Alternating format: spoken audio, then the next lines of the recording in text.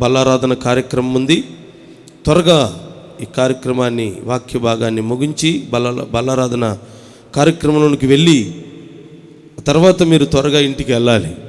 ఎందుకంటే 2 గంటల తర్వాత కర్ఫ్యూ ఉందట. రాత్రి 10 నుండి తెల్లవారి వరకు కర్ఫ్యూ ఉందట. కాబట్టి మీరు కాస్త జాగ్రత్త కలిగి ఉండాలి. అందుకని శ్రద్ధగా దేవుని వాక్యాన్ని వినాలి. దేవుని సన్నిధిలో ప్రభు మనతో మాట్లాడునుగాక. చెప్పండి గట్టిగా ఆమేనని. న్యాయాధిపతుల గ్రంథం 6వ అధ్యాయం 7వ అధ్యాయం ఇంటికి వెళ్ళిన తర్వాత క్లుప్తంగా చదువుకోవాలి. ఈ 2 అధ్యాయాల్లో ఉన్న విశేషాలు ఈరోజు ప్రభు మనతో మాట్లాడబోతున్నారు. ఆమేన్. అందరూ హుషారుగా ఉండండి. ప్రభు సన్నిధిలో హుషారుగా ఉండండి. నిరామైకముగాను నిరుత్సాహంగాను అనాలోచనగా ఉండకూడదని పోయిన వారం దేవుడు మాట్లాడాడు. ఎట్లా ఉండకూడదు? నోరు తెరిచి చెప్పాలి. అనాలోచన ఉండకూడదు. మీరు ఎక్కడే ఉండి మనిషి ఎక్కడో ఉండకూడదు. శాపమని ప్రభు చెప్పాడు. దేవుని సన్నిధిలో హుషారుగా ఉండండి. ఒకసారి గట్టిగా చప్పట్లు కొట్టి ప్రభుని స్తోత్రాలు చెప్పండి. గట్టిగా స్తోత్రాలు చెప్తూ చప్పట్లు కొట్టాలి. హల్లెలూయా, హల్లెలూయా. ఇక బైబిల్ తెరచి నేను చెప్తూ ఉంటాను, శ్రద్ధగా వినాలి. చాలా క్లుప్తంగా చెప్తాను ఈరోజు. 6వ అధ్యాయం న్యాయాధిపతుల గ్రంథం 6వ అధ్యాయం మొదటి వాక్యం నుండి 7వ అధ్యాయం చివరి వాక్యం వరకు చాలా సంగతులు ప్రభువు రాయించాడు. ఇజ్రాయేలు ప్రజల పరిస్థితులు ఏమిటి, ఎలా ఉన్నాయి, శత్రువుల చేతికి ఎందుకు అప్పగించబడ్డారు, వారిని ఎలా విడిపించాడు, విడిపించుటకు దేవుడు ఎవరిని ఎన్నుకున్నాడు, వెన్నుకోబడిన వ్యక్తి జీవితంలో చేసిన, అతన్ని బట్టి దేవుడు చేసిన అనేకమైన అద్భుతమైన కార్యాలను బట్టి దేవుడు మనతో మాట్లాడునుగాక. హల్లెలూయా. ఇక్కడ మనకు 6వ అధ్యాయం మొదటి వాక్యాలలో వ్రాయబడినటువంటి సంగతులు ఏమిటంటే, ఇజ్రాయేలు ప్రజలు మిద్యానీయులకు అప్పగించబడ్డారట. 7 సంవత్సరాలు వారి చేతికి అప్పగించబడ్డారట. కారణం ఏమిటి, అప్పగించబడ్డానికి కారణం ఏమిటి అని మనం అక్కడ చూస్తే, యెహోవాకు వారు ఎలా మారారు. మైకున్నవారు బైబిల్ తెరచి చదవటానికి ఉజ్జీవంగా ఉండాలి. మొదటి వాక్యం చూసారా, చెప్పేదాకా మాత్రం లైన్లోకి రావట్లేదు. ఛార్జింగ్ తక్కువ, బుర్ర తక్కువ. నేను అనగానే చదవడానికి రెడీగా ఉండాలి. అది ఆ ఉద్యమంలోకి రావాలి. రైట్. 6వ అధ్యాయం మొదటి వాక్యం నుండి ప్రారంభిద్దాం. ఇశ్రాయేలీలు యెహోవా దృష్టికి దోషులైనందున 7 ఏండ్లు వారిని మిద్యానీయుల చేతికి అప్పగించెను. జాగ్రత్తగా వినండి. 3వ వాక్యంలో రాయబడింది, మిద్యానీయులు. ఆగవయ్యా, నా వైపు చూడవయ్యా స్వామి. మిద్యానీయులు, ఇంకొక వైపు అమాలేకీయులు, మరొక వైపు తూర్పు దేశం నుండి వచ్చిన వారు, వీళ్ళంతా ఇజ్రాయేల్ ప్రజల మీద దండెత్తారు. ఇజ్రాయేల్ పరిస్థితి ఎలా ఉందంటే, పొలం వేస్తున్నారు, వేసి పొలం పండి బాగా పాలన చేసి అది పంట చేతికి వచ్చే సమయాన మిద్యానీయులు పడి పంట పొలాలు దోచుకొని వెళ్తున్నారు. ఇల్లు కడుతున్నారు. ఇల్లు అంతా పూర్తయిపోయి ప్లాస్టరింగ్లు చేయబడి రంగులు వేసిన తర్వాత ఇక రేపు గృహప్రవేశం చేద్దాం అని అనుకునేసరికి శత్రువులు వెళ్ళి ఇంటిని స్వాధీనం చేసుకుంటున్నారు. మిద్యానీయులు ఇక ఇజ్రాయేల్ ప్రజలను భయంకరంగా చిత్రహింసలు పెడుతున్నారు. వారి దెబ్బకు తట్టుకోలేక, వారి ఎదుట నిలవలేక ఊరు విడిచిపెట్టి కొండ గృహాలకు పారిపోయారు. ఎక్కడికి పారిపోయారు? కొండ గృహాలకు పారిపోయారు. బ్రతుకుతే ఊపిరింటూ ఉప్పొమ్ముకొని బ్రతుకుతామండి అన్నట్టుగా జీవితాలను, ప్రాణాలను గుప్పెట్లో పట్టుకొని కొండలకు, గృహాలకు పారిపోయి ఆ కొండ గుహల్లో తలదాచుకొని బ్రతుకుతున్నారు. అలాంటి భయంకరమైన రోజులు. దానికి కారణం ఏమిటంటే, దేవుని దృష్టికి వీరు ఎలా మారారట? దోషులైపోయారు. దేవునికి ఎప్పుడైతే వీరు దోషులయ్యారో, దేవునికి ఎప్పుడైతే విరోధులయ్యారో, దేవుడు వారిని విడిచిపెడితే శత్రువుల చేతి కిందకి వెళ్ళిపోయారు. శత్రువుల చేతి కింద అనపబడిరి అని రాయబడింది. 6వ వాక్యంలోనికి వెళితే అక్కడ వ్రాయబడింది, మిద్యానీయులు దెబ్బకట వీరి పరిస్థితి ఎలా మారిందో తెలిసిన హీన దశకి వెళ్ళిపోయింది అని రాయబడింది. చదువయ్యా అమ్మ చదువు. ఇశ్రాయేలీయులు మిద్యానీయుల వలన మిక్కిలి హీన దశకు వచ్చినప్పుడు వారు యెహోవాకు మొర్రపెట్టిరి. దేవునికి స్తోత్రం చెప్పండి ఒకసారి. హల్లెలూయా. మిద్యానీయుల దెబ్బకు వీళ్ళు ఏ దశకు వచ్చారు? హీనమైన దశకు వచ్చారు. చాలా జాగ్రత్తగా వినండి. ఇశ్రాయేలు ప్రజలు హీన దశకు రావడానికి ప్రబలమైన కారణం ఏమిటి అనంటే వారిలో ఉన్నటువంటి పాపం. ఒక మనిషి ఉన్నతమైన స్థితి నుండి రోజు రోజుకు హీన దశకు పోవడానికి ప్రబలమైన కారణం ఏమిటంటే ఆ వ్యక్తి దేవుని ఎదుట పాపిగా మారిపోయాడు. అతనిలో ఉన్న పాపం దేవుని ఎదుట అతని దోషిగా నిలబెడుతుంది. ఏ వ్యక్తి అయితే దేవునికి దోషిగా మారాడో, ఏ వ్యక్తి జీవితంలో అయితే పాపం పనిచేస్తూ ఉందో అతని జీవితం ఆశీర్వాదకరముగా మారదు, హీన దశకి వెళ్ళిపోతుంది. పాపం చేసే వ్యక్తి అనుకుంటాడు, నా కోరికలు తీర్చుకుంటున్నాను, నేనేదో సంపాదిస్తున్నాను, ఈ లోకంలో ఏదో కూడబెట్టుకుంటున్నాను, ఈ లోకంలో నేను గొప్పవాడిని అయిపోతాను అని అనుకుంటూ ఉంటాడు. కానీ దేవుడు అంటున్నాడు, నా దృష్టికి ఇతడు పాపి. మనుషులు అయితే పాపం ఏలుబడి చేస్తుందో ఆ వ్యక్తి జీవితం హీన దశకు వెళ్ళిపోతుంది. నువ్వు దేవుని బిడ్డవే, యేసు రక్తం చేత కడగబడిన బిడ్డవే, ప్రభు బలలో చేయి వేసే బిడ్డవే, ప్రభు దృష్టికి నేను దేవుని బిడ్డనని నువ్వు అనుకుంటూ ఉన్నావు. కానీ నీవు హీన దశకు వెళ్ళునట్లు సాతాను నీకు పాపాన్ని తెచ్చిపెడతాడు. సులువుగా చిక్కులు పెట్టే పాపము ద్వారా నిన్ను హీన దశలోనికి ఈడ్చుకుపోవడానికి వాడు ప్రయత్నం చేస్తూ ఉంటాడు. ప్రార్థన చెయ్యాలనుకున్నప్పుడు చెయ్యనివ్వడు, భక్తి చేయాలనుకున్నప్పుడు భక్తిలో నిలవనివ్వడు, సమయానికే దేవుని మందిరానికి వెళ్ళాలని నువ్వు అనుకుంటావు కానీ వెళ్ళనివ్వడు. కారణం ఏమిటంటే నీలోనికి పాపము రావాలి. రాత్రి మనం విన్నాం, ఆత్మకు పాపం ఎలా కలుగుతుందో తెలిసినా ప్రార్థన చేయకపోవడం వలన. ఏ వ్యక్తి అయితే భక్తిలో ఆధ్యాత్మికంగా ప్రార్థనలో ఎదగడో, దేవుని కార్యక్రమాల్లో పాల్గొనడో, దేవుని పరిచర్య చేయడానికి మనసు పెట్టడో, ఎప్పుడైతే దేవుని కార్యక్రమాలను పక్కన పెడతాడో తన ఆత్మ శరీరంలో ఆత్మ ఉందా లేదా? ప్రాణ ఆత్మ శరీరములు మిళితమై ఉన్నాం. మన ఆత్మ అపవిత్రమైపోతుంది.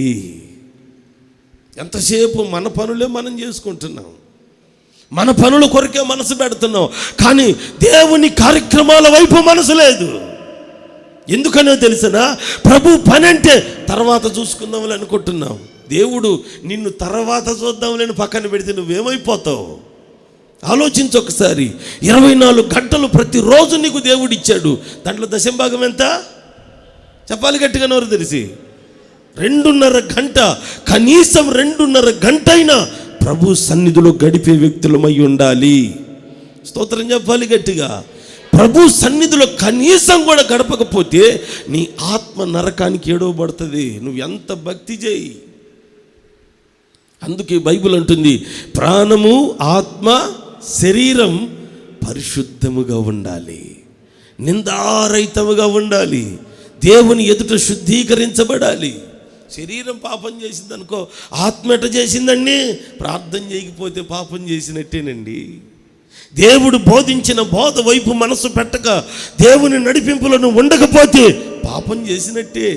ప్రభు నీకు ఇచ్చిన సమయాన్ని నువ్వు దేవుని కొరకు ఉపయోగించకపోతే, దేవుని పని కొరకు నువ్వు వాడబడకపోతే నీ ఆత్మకు పాపం కలుగుతుంది.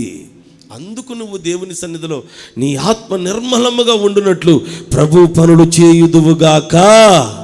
ఈరోజు దుష్టుడు అనేక మంది భక్తులను కూడా ఎందుకు అపవిత్రులుగా, హీనులుగా మార్చేస్తున్నాడంటే, హీన దశకు నడిపిస్తున్నాడంటే నీలోనికి పాపం ప్రవేశించేటట్టు చేస్తున్నాడు. పైకేమో భక్తులం అనుకుంటున్నారు, కానుకలు బాగా ఇచ్చాం, చర్చికి వెళ్ళి వచ్చాం, ప్రార్థన చేసి వచ్చాం, చప్పట్లు కొట్టేసాం, మేము బాగానే ఆరాధన చేసాం అనుకుంటున్నాం. నీలో తెలియని దోషం ఒకటి ఉంది. ఆ దోషం నిన్ను ఎదగనివ్వట్లేదు, దేవుని సన్నిధిలో ఆశీర్వాదాన్ని పొందనివ్వట్లేదు, హీన దశకు లాక్కుపోతుంది. చాలామంది అంటారు, అయ్యా ఎందుకని ఇంత ప్రార్థన చేస్తున్నా, ఇంత భక్తిలో ఉంటున్నా, ప్రభు సన్నిధిలోనికి వచ్చినా కూడా నా జీవితం ఆశీర్వదించబడలేదు, హీన దశకు వెళ్ళిపోతున్నాను, ఏమిటి కారణం అని అడుగుతూ ఉంటారు. కారణం ఏమిటంటే దేవుని ఎదుట నీవు దోషిగా ఉన్నావు. అందుకే అబ్రహాంతో అంటాడు, నా సన్నిధిలో నువ్వు ఎట్టుండాలి, నిందారహితుడిగా ఉండు, నీతో నేను నిబంధన చేస్తాను, నిన్ను నీ సంతతిని ఆశీర్వాదకరముగా మారుస్తాను. ఆయన సన్నిధిలో మనం ఎలా ఉన్నాము అనేది ఎప్పటికప్పుడు పరీక్షించుకోవాలి. నువ్వు అలా పరీక్షించుకొని నిందారహితుడిగా ఏ దోషము లేకుండా నువ్వు ఎప్పుడైతే జీవిస్తావో ఏ హీన దశ నిన్ను ఆవరించదు. దేవుని స్తోత్రం చెప్పాలి గట్టిగా, హల్లెలూయా. ఒక మనిషి ఎంత కష్టపడినా హీన దశకు ఎందుకు వెళుతున్నాడు? ఎప్పుడు చూసినా శ్రమ పడుతూనే ఉంటారు. అది లేదు, ఇది లేదు, ఇది లేదు, అది లేదు అని బాధపడుతూనే ఉంటారు. ఎంత కాలమైన నీ జీవితంలో ఈ హీన దశ ఎందుకు? నీలో ఉన్న పాపం, నీ పాపం నిన్ను హీన దశకు నడిపిస్తుంది అని బైబిల్ బోధిస్తుంది. ఇశ్రాయేలు ప్రజలు హీన దశకు వెళ్ళడానికి కారణం దేవుని ఎదుట వారు ఎలా ఉన్నారట? దోషులై ఉన్నారట. మిథ్యానీయులు అంటే అర్థం ఏంటంటే దేవుని సన్నిధిలో వారిని శ్రమ పెట్టేవారు. ఇశ్రాయేలు ప్రజలు అంటే ఎవరో తెలిసినా దేవుని ఆరాధించేటువంటి ప్రజలు. మిథ్యానీయులు అంటే అర్థం ఏంటంటే కలహము. నోరు తెలిసి అందరూ చెప్పాలి. మిథ్యానీయులు అంటే ఎవరు చెప్పాలి అందరు గట్టిగా? కలహము. ఇంకొక మాటలో, ఇంకొక తర్జుమాలో పోట్లాడువారు అని రాయబడింది. పోట్లాట అని అంటే ఆ పేరుకి అర్థం. కలహము అని అర్థం అట మిథ్యానీయులు అని అంటే. ఇశ్రాయేలీయులు అంటే అర్థం ఏంటి? సృష్టికర్తను ఆరాధించే ప్రజలు, ఆయన స్తుతించి ఆరాధించి గణపరిచేవారు. ఇప్పుడు దేవుని ప్రజలకు ఇప్పుడు కలిగినటువంటి పరిస్థితి ఏమిటంటే కలహము. ఎక్కడికి వెళ్ళినా ఈ రోజున చూడండి, ఇంట్లో కలహం, భార్యాభర్త ఎప్పుడు కలహమే, ఎప్పుడు కొరకొరలాడుతూనే ఉంటారు, ఎప్పుడు గొడవ పడుతూనే ఉంటారు, ఎప్పుడు సమస్యల మధ్యలోనే ఉంటారు, సమాధానం ఏలుబడి చెయ్యదు, ఎప్పుడు చూసిన కలహమే. కారణం ఏంటంటే ఏ మనిషిలో అయితే పాపం మిథ్యానీయుడు చేతి కిందకి ఏ వ్యక్తి అయితే వెళ్తాడో ఆ వ్యక్తి జీవితంలో కలహమే కలహం. కలహ బుద్ధి కలిగి ఉంటారు. చిన్నదానికి గొడవ పెట్టుకుంటారు, చిన్నదానికి చిన్న చిన్న విషయంలో సమస్యను రేపుకుంటారు, పెద్ద పెద్ద సమస్యలుగా మార్చుకుంటారు, చివరికి కోర్టు మెట్లెక్కి కడిగిపోతుంటారు. భార్యాభర్తల మధ్యలో కలహం, పిల్లలకు తల్లిదండ్రుల మధ్యలో కలహం, ఏమండి ఇరుగు పొరుగు వారితో కలహం, బంధువులతో రక్త సంబంధికులతో కలహం, చివరికి దైవజనుడితో సంఘానికి కూడా కలహాలు ఉంటాయి. విశ్వాసికి కలహాలు ఉంటాయి.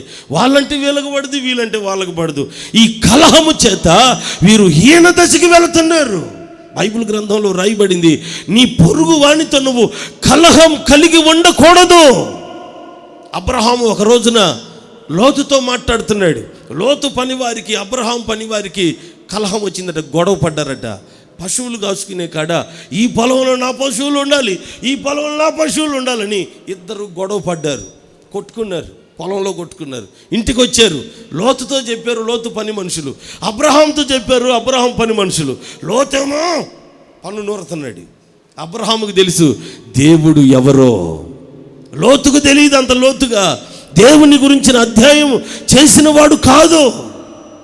అందుకే అబ్రహాము లోతుని పిలిచి మాట్లాడుతున్నాడు, లోతు మన ఇద్దరం ఎవరివే?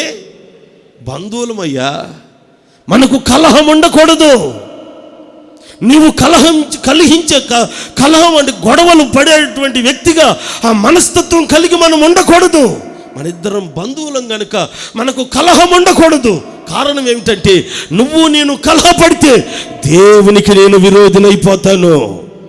ఈ రోజున చాలామంది భక్తులకు ఇది తెలియట్లేదు.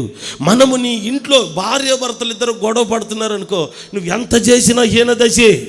కారణం ఏంటంటే దేవుని పని జరగదు అక్కడ, దేవుని ఆశీర్వాదం ఉండదు అక్కడ. ప్రభు ఆశీర్వాదం నీ ఇంట నిలిచి ఉండాలంటే నీ ఇంట సమాధానకర్త ఉండునుగాక. యేసయ్య నీ ఇంట్లో సమాధానకర్తగా ఉండాలి. దేవుడు నీ ఇంట సమాధానకర్తగా ఉండలేదనుకో, ఆ ఇంట ఎప్పుడు గొడవలే, ఎప్పుడు కలహమే, ఎప్పుడు పోట్లాటే. పోట్లాట ఉన్న ఇంట్లో, కలహం ఉన్నటువంటి మనుషుల మధ్యలో దేవుని ఆశీర్వాదం నిలవదు. నువ్వు బంగారం వ్యాపారం చెయ్యి, బంగారు గనులు తవ్వి బంగారం వ్యాపారం చేయి, హీన దశలోనే ఉంటారు. దేవుడు బోధిస్తున్నటువంటి మాట, ఈ రోజున మనం దేవుని పిల్లలుగా చెప్పుకుంటున్న మనలో కలహ బుద్ధి ఉండకూడదు. కలహం అనేది మనలో కనబడకూడదు. యెషయా గ్రంథం 1వ అధ్యాయం 18వ వాక్యంలో దేవుడు మాట్లాడుతున్నాడు, రండి మన వివాదములు తీర్చుకుందుము. చదువునైనా, యెహోవా ఈ మాట సెలవిస్తున్నాడు, రండి మన వివాదములు తీర్చుకుందుము. అంటే దేవునితో మనకి ఏం వివాదం ఉంది? చర్చికి బాగానే పోయామే, కానుకలు బాగానే ఇచ్చాము, ప్రార్థనలు చేసాము, దేవునికి మనకు వివాదం ఏముంది? దేవుడు అంటున్నాడు, నీ పొరుగు వానితో కలహం కలిగి ఉంటే నాతో నువ్వు కలహము కలిగి ఉన్నట్టు. నీ భార్య భర్తల మధ్యలో కలహం ఉంటే నాతో మీరు కలహం కలిగి ఉన్నట్టు. నీ ఎదుటి వారితో కలహ బుద్ధి నువ్వు కలిగి ఉంటే నువ్వు దేవునితో గొడవ పడుతున్నావు అని అర్థం. నీ పక్కన వాడికి నువ్వు శత్రువు అయితే నువ్వు దేవునికి శత్రువుగా మారిపోతావు. అందుకే దేవుడు అంటున్నాడు, మనుషులందరితో సమాధానముగా మనం ఉందుముగాక.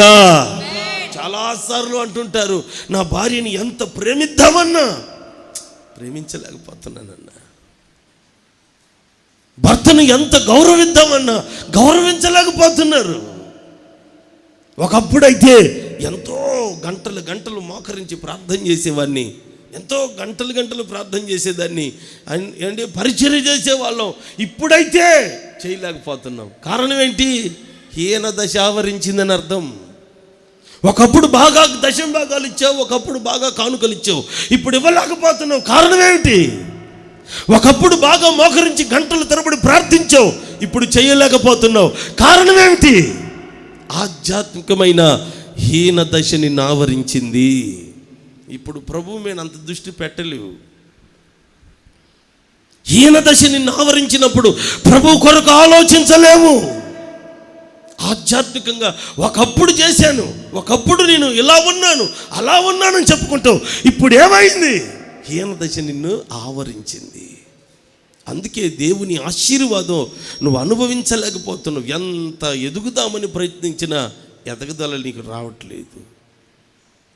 దేవుడు ఈ మధ్య కాలం అంతా మన ఆశీర్వాదం గురించి ఎంతో స్పష్టంగా ప్రభు మాట్లాడుతున్నాడు. నీ ఆశీర్వాదం నీ చేతిలోనే ఉంది, జాగ్రత్త చేసుకోవాలి. నీ విధానమును మార్చుకోగలిగితే, నీ పద్ధతులు మార్చుకోగలిగితే, దేవుని వాక్యపు విధానములకు నువ్వు వెళ్ళగలిగితే నీ హీన దశ పోతుంది, ఆశీర్వాదముతో వర్ధిల్లుతూ ఉంటావు. చప్పట్లు కూడా దేవుని స్తోత్రం చెప్దాం. హల్లెలూయా, హల్లెలూయా. సాతాను నువ్వు ఎప్పుడైతే కలహము కలిగిన మనిషి కలిగి ఉంటావో, నీ ఇంటైనా నీ బయటైనా సంఘములోనైనా సమాజంలోనైనా నీ ఇరుగు పొరుగు వారితోనైనా నువ్వు కలహము కలిగి ఉంటే సాతాను నీ ప్రతి ఆశీర్వాదమును ఎత్తుకొని వెళ్ళిపోతాడు. నీ ప్రతి దీవెనను అనుభవించకుండా దోచుకొని వెళ్ళిపోతాడు. అందుకే ప్రభు చెప్తున్నాడు, ఈ వ్యక్తులు ఎప్పుడైతే హీన దశకు వెళ్ళారో దేవుని సన్నిధిలో మొర పెడుతున్నారట. మరి హీన దశ రాకమునుపు ఎందుకు మొర పెట్టకూడదు? శ్రమలు రాకమునుపు ఎందుకు ప్రభువును మహిమపరచకూడదు? కష్టాలు వచ్చేంత వరకు దేవునికి దూరం అవ్వటం అవసరమా? ఆలోచించండి. అన్నీ పోయేంత వరకు, అన్ని రకాలుగా నష్టం కలిగేంత వరకు, అన్ని విధాలుగా ప్రభు హెచ్చరిస్తూ ఉన్నా పట్టించుకోకుండా అన్ని విధాలుగా శ్రమలు ఆవరించి, హీన దశ ఆవరించి, కష్టాలు ఆవరించి, రోగాలు ఆవరించి, ఇబ్బందులు పాలయ్యేంత వరకు కొంతమంది ప్రభువును ప్రభువుగా స్తుతించలేరు, ఆరాధించలేరు, గణపరచలేరు. దేవుడు హెచ్చరించినప్పుడే మనసు మార్చుకుంటే ఎంత హీన దశకు మనం వెళ్ళం కదా. ఇజ్రాయేలు ప్రజలకి ఈ విషయం అర్థం కాలేదు. దేవునికి దోషులైపోయారట. వారి చేతికి అప్పగిస్తే వారి చేతి కింద వీళ్ళు హీన దశలోనికి వెళ్ళిపోయారట. వాళ్ళు హీన దశలోనికి వెళ్ళి మంచంలో పడి మూలుగుతూ ఇక ప్రాణ భయంతో అల్లాడిపోతూ అప్పుడు యెహోవాకు మొర్ర పెట్టారట. దేవునికి స్తోత్రం కలుగునుగాక. ఎప్పుడైతే యెహోవాకు మొర్ర పెట్టారో వెంటనే వారి మొరను ఆలకించెను. ఎంత కనికరం కలిగిన దేవుడు అండి మన దేవుడు. ఎంత బుద్ధి లేని వ్యక్తి చూడండి మానవుడు. దేవుడు దేవాది దేవుడే నిన్ను ప్రేమించి నీ వైపు తేరి చూస్తూ నువ్వు ఎప్పుడైతే ఆయన వైపు మల్లుతావో, ఎప్పుడైతే ప్రభుకు అనుకూలమైన వ్యక్తిగా ఉంటావో, ఎప్పుడైతే దేవుని దృష్టికి యథార్థంగా నమ్మకముగా కనబడతావో, నిన్ను ఆశీర్వదించడానికి ఎప్పుడు నీ వైపు తేరి చూస్తూనే ఉన్నాడు ఆయన. మనం మాత్రం కాస్త కడుపు నిండితే అలివిగంగా, కాస్త చేతి నిండా డబ్బులుంటే లెక్క చెయ్యంగా, కొంచెం దేవుడు మన హీన స్థితిని మార్చి ఆశీర్వాదకరముగా మనల్ని హెచ్చిస్తూ ఉంటే మన ఆలోచనలన్నీ మారిపోతున్నాయిగా. ఆలోచించండి ఒకసారి. ఈ రోజున ప్రభు చెప్తున్నాడు, వారు హీన దశకు వెళ్ళిన తర్వాత మొర్రపెట్టగా వెంటనే వారి మొరను ప్రభు ఆలకిస్తున్నాడు. ఆలకించి ఆకాశము నుండి తన దూతను పంపుతూ ఉన్నాడు. దూత దిగి వచ్చింది. అప్పుడు గిద్యోను అనేటువంటి ఒక యవనస్తుడు ఏమండి గోధుమ పంటని వేసి ఆ పంటను పండిన తర్వాత వాటిని దొంగతనంగా జాగ్రత్తగా తీసుకొచ్చుకొని గానుగ చాటును దొల్లగొట్టుకుంటున్నాడట. గానుగ చాటును దొల్లగొట్టుకుంటూ ఉంటే దేవదూత సరాసరి గిద్యోను దగ్గరికి వచ్చి గిద్యోనుతో అంటూ ఉంది, పరాక్రమము కలిగిన బలాఢ్యుడా, యెహోవా నీకు తోడై ఉన్నాడు. పరాక్రమము కలిగిన బలాఢ్యుడా, యెహోవా నీకు తోడై ఉన్నాడు. ఏనంటాడు, యెహోవా మాకు తోడై ఉంటే మాకేమిటయ్యా ఈ కష్టాలు అంటున్నాడు ఈయన. నాకు ఒక డౌట్ వచ్చింది. ఇప్పుడు ఇంతమంది లక్షల మంది ఇజ్రాయిల్ ప్రజలు ఉన్నారు, ఒకరిద్దరు కాదు, ఇజ్రాయిల్ ప్రజలు లెక్కకు మించి ఉన్నారు. ఇంతమంది ఇజ్రాయిల్ ప్రజలుంటే దేవుని దూత గిద్యోను దగ్గరికే ఎందుకు వచ్చింది? ఆలోచన చేయండి. ఇంతమంది భక్తులుంటే ఒక్కరినే దేవుని దూత వచ్చి పలకరిస్తుంది ఎందుకని? ఈ రోజున గిద్యోను దర్శించిన దేవుని దూత నిన్ను నన్ను దర్శించునుగాక. గిద్యోన్ని పలకరించిన దేవుని దూత నిన్ను నన్ను బలపరచునుగాక. దేవుని దూత సరాసరి గిద్యోను దగ్గరికి వచ్చి అంటుంది, పరాక్రమము కలిగిన బలాఢ్యుడా, యెహోవా నీకు తోడై ఉన్నాడు. ఎందుకని దేవుని దూత అతని దగ్గరికి వచ్చిందంటే బైబిల్ గ్రంథంలో రాయబడి ఉంది, గోధుమ పంట మన ప్రభు అయిన యేసుక్రీస్తుకు సాదృశ్యంగా ఉంది. చెప్పండి, దేనికి సాదృశ్యం? బాగా గుర్తుపెట్టుకోవాలి మీరు. గోధుమ పంట ప్రభువుకు, మన ప్రభు అయిన యేసుక్రీస్తుకు సాదృశ్యం. యవల పంట, యవల పంటలు కూడా ఉన్నాయి, ఇప్పుడు తెలియదులేండి, ఈ కాలం బైబిల్లో రాయబడి ఉన్నాయి. యవల పంట పరిశుద్ధాత్మనికి సాదృశ్యం. ద్రాక్ష తోట ఏమండి క్రీస్తు సంఘమునకు సాదృశ్యం. ఇవన్నీ బాగా గుర్తుపెట్టుకోవాలి. యేసు ప్రభు అనబడేటువంటి గోధుమ పంటను గిద్యోను గోధుమ పంట వేశాడు, ఆ పంటను పండించుకున్నాడు, ఆ పంటను దొల్లగొట్టుకుంటున్నాడు. అంటే దీని అర్థం ఏమిటో తెలిసిన? యేసు ప్రభును సంపాదించుకొని ఉన్నాడు, యేసు ప్రభుతో అనుకూలుడిగా ఉన్నాడు, యేసు ప్రభుతో సాంగత్యం కలిగి, ప్రభుతో సమాధానము కలిగి భక్తి జీవితం కాపాడుకుంటూ ఉన్నాడు. ఇజ్రాయెల్ ప్రజలందరూ దారి తప్పారు, ఇజ్రాయెల్ ప్రజలందరూ దేవునికి దోషులైపోయారు. ఇప్పుడు ఈ గిద్యోను తండ్రి పరిస్థితి ఒకసారి ఆలోచన చేస్తే, గిద్యోను తండ్రట విగ్రహారాధికుడట. ఎవరు? బయలు దేవతకు పూజలు చేస్తూ, బయలు దేవతకు ప్రార్థనలు చేస్తూ, బయలు దేవతకు నైవేద్యాలు అర్పిస్తూ బయలు దేవతను ఆరాధించే వ్యక్తి, బయలు దేవతను ఆరాధిస్తున్నటువంటి వ్యక్తి కుమారుడైన గిద్యోను తన జీవితాన్ని బయలుదేవత వైపు మళ్లించలేదు. ఏమండి, వాటి పూజల వైపు, వాటి కార్యక్రమాల వైపు వెళ్ళలేదు. వాళ్ళ తల్లిదండ్రులు ఆ కార్యక్రమాలన్నీ చేసుకుంటూ ఉన్న తన జీవితాన్ని ప్రత్యేకించుకొని, తన జీవితాన్ని కాపాడుకుంటూ ప్రభుతో సాంగత్యము కలిగిన వాడే, ప్రభుతో సంతోషము కలిగిన వాడే దేవుని సన్నిధిలో నమ్మకముగా తన భక్తిని కాపాడుకుంటూ ఉన్నాడు. అందుకని దేవుని దూత నెమ్మదిగా దిగి గిద్యోను దగ్గరికి వచ్చింది. దేవునికి స్తోత్రం కలుగును గాక.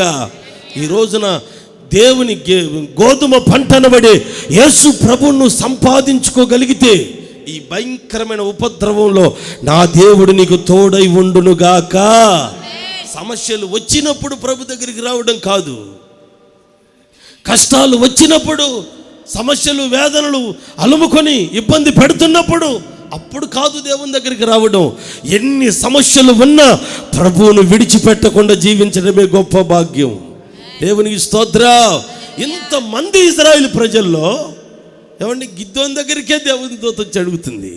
దానికి కారణం ప్రభుతో సహవాసం కలిగిన వ్యక్తి వచ్చి చెప్తూ ఉన్నాడు, గిద్యోను, నేను నీ దగ్గరికి వచ్చాను, నీ ద్వారా ఇశ్రాయేలు ప్రజలందరికీ విముక్తిని కలుగు చేయబోతున్నాను. చప్పట్లు కొట్టి దేవుని స్తోత్రం చెప్పాలి గట్టిగా. హల్లెలూయా, హల్లెలూయా. నీ ద్వారా ఇశ్రాయేలు అందరికీ విముక్తిని కలుగు చేయబోతున్నాడు, పరాక్రమము కలిగిన బలాఢ్యుడా అని సంబోధిస్తున్నాడు. ఈ రోజున ప్రతి క్రైస్తవుడికి, ప్రతి దేవుని బిడ్డకు బలము కావాలి. బలహీనులుగా మనం జీవించకూడదు. ఏమండి, కాస్త దాగి ఉన్నాము అంటే లోకం అనుకుంటుంది వాళ్ళ పని అయిపోయిందని. ఎప్పుడైతే మనము దాగి ఉన్న అనుభవంలో ఉండి బలపరచబడి దేవుని బలమైన కార్యాలు ప్రారంభిస్తామో, దేశాన్ని, గ్రామాన్ని, ప్రతి పట్టణాన్ని, ప్రతి ప్రాంతాన్ని దేవుని సొంతమగునట్లుగా మనం పని చేయగలుగుతాం. దేవునికి మహిమ కలుగును గాక. ఈ రోజున ప్రతి క్రైస్తవుడు దైవ బలమును పొందేవాడై ఉండాలి. శరీర బలం కావాలనుకో, టానికలు ఉన్నాయి, మందులు ఉన్నాయి, మంచి ఆహారం ఉంది, మంచి తిండ్లు ఉన్నాయి. ఆ తిండి తింటే శరీరానికి బలం వస్తుంది. ఆత్మ బలము మనం పొందాలంటే, పరిశుద్ధుడైన దేవుని బలం మనం పొందాలంటే 3 కార్యాలు మనకు కావాలి. ఎన్ని కార్యాలు? బైబిల్లో రాయబడింది. మొట్టమొదటిగా మన ప్రభు అందరికన్నా బలవంతుడట. ఆయన మించిన బలవంతుడు లేనే, చెప్పండి నోరు తెరిచి, లేడు. నువ్వు ఆయన్ను సంపాదించుకోగలిగితే నీతో నిత్యము బలము కలిగి ఉంటుంది. నీలో ఎప్పుడూ బలం ఉంటుంది. దైవ కార్యము చేయడానికి ఎప్పుడు నువ్వు బలహీనుడవు కాదు. ఎప్పుడో తెలిసిన మన ప్రభు అయిన యేసు క్రీస్తును మనము కలిగి ఉందుముగాక. ఆయన్ను మనం కలిగి ఉన్నప్పుడు, రెండవదిగా రాత్రి చదివాం, హెబ్రీ పత్రిక 4వ అధ్యాయం 12వ వాక్యంలో రాయబడింది, దేవుని వాక్యము బలమైనది అని రాయబడింది. చదువు నాయనా.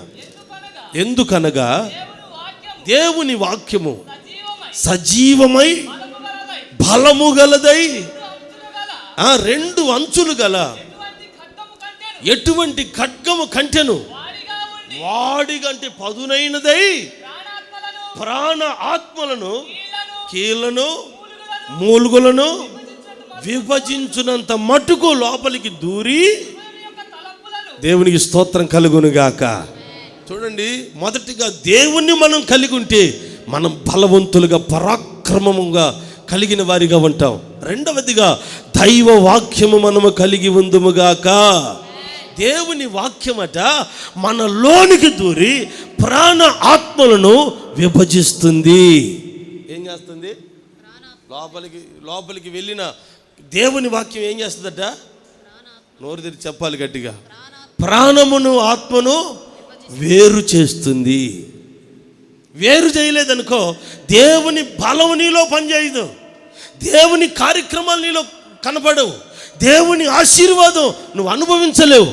దేవుని కార్యాలు నీలో ప్రత్యక్షపరచబడాలంటే, నీ ద్వారా దేవుడు పని చేయాలి అంటే ప్రాణము ఆత్మ విభజించాలి, విడివిడిగా రావాలి.